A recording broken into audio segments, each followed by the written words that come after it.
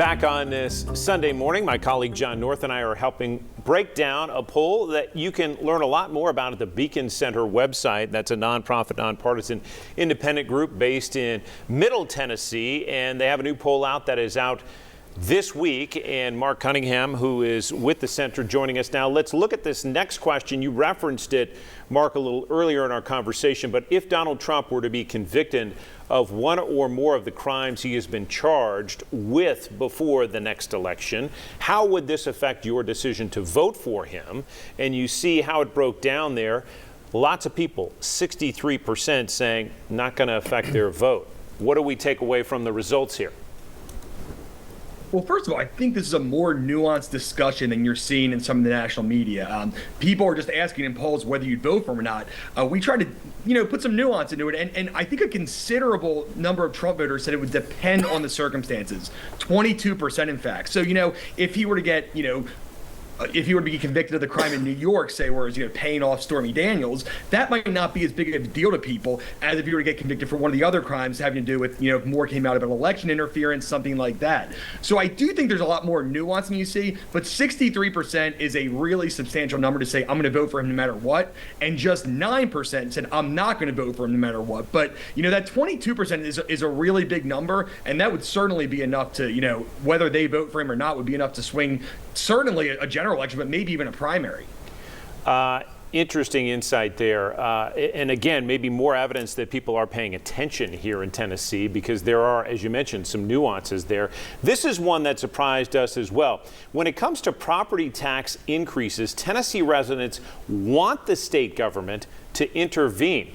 Look at these numbers here. Only 11% of Tennesseans believe decisions on property taxes should be left solely up to the local mayor and city council, county commission.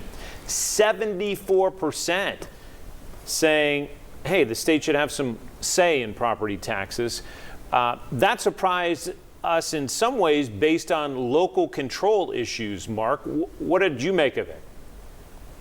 Well, what I mean is everybody hates property taxes. There's no more hated tax in the world than property taxes. So even if they believe in these things, like local control or these things, with property taxes, they're willing to throw that out the window. Ultimately, it comes down to the fact that most people wanted some local involvement. 35% wanted a strict, cap. 39% wanted them to work together, and then 11% wanted to keep it as it is. But I do feel like there's no more villainous tax than the property tax, and you see that here. And I want to get to the other questions referencing that as well. And I'll read this out as we put it on the air. And John, you can ask Mark whatever you would like about it. But would you support a cap on property tax increases in Tennessee if such increases had to be approved by voters in a referendum? And that's how it breaks down. Yeah, I love that, Mark, because you throw in the magic R word there, referendum, which is two-sided coin, folks. Some people love it, but some people will be like, wait a minute, I don't want to ride on that tiger. That's a little scary.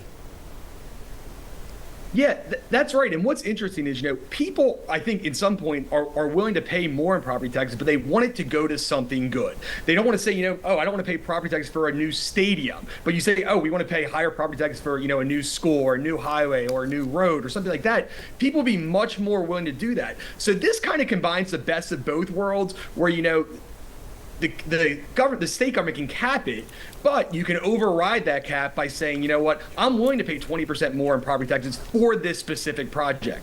So I really think people like the idea of saying, I'm willing to pay more in taxes, but it's got to be something that the government actually is doing for me, not just another one of their pet projects. So this kind of hits all of the check marks of, where liberals, conservatives, everybody can kind of get behind this concept of saying, well, they can raise taxes, but I have to approve it. Hey, I wanted to dig in deeper with you, if I may, on the whole issue of independence, who they are and what they stand for, and what sort of messages you got from that, because I think they're so fascinating. They make up such a large part of this poll. What do you draw from the responses you saw from independents in this poll?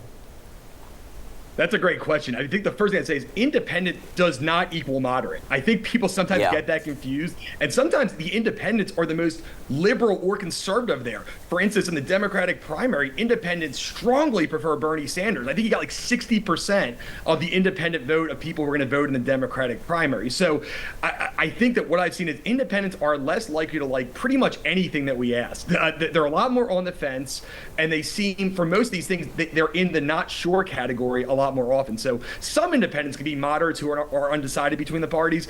But I remember I learned in political science class way too long ago at this point. But independents are just as polarizing as the parties are. They just like to refer to themselves as independents. So sometimes that can be socialist or right of center conservatives that just are maybe too far outside of their party's mainstream. So it's hard to point out exactly what they are. But when you look at them, they're more likely to support RFK Jr. for sure. They like people like Bernie Sanders and Ramaswamy actually in the Republican primary. So they are really a weird group of people that you can't really put your finger on.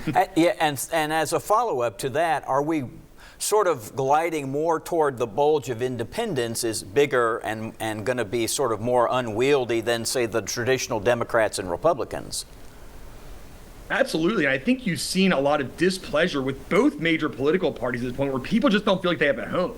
So it's a lot easier to call yourself an independent and kind of vote on an issue to issue basis. And I think that across the country, you've seen an increase in the number of independents. Now, we don't have, party registration here in Tennessee, but pretty much everywhere else, you've seen the traditional political parties losing some power and losing some voter ID registration to this independent. So they're going to wield more power as time goes on, and it might make some of these candidates who are kind of the far left or far right of their party understand they have to reach more than just their base to win an election. Mark, you talked about the erosion of institutions a little earlier when it comes to the state legislature. What about the local media? What about the national media? We'll get to those graphics momentarily. We're going to take a quick break on Inside Tennessee. You'll see them after this.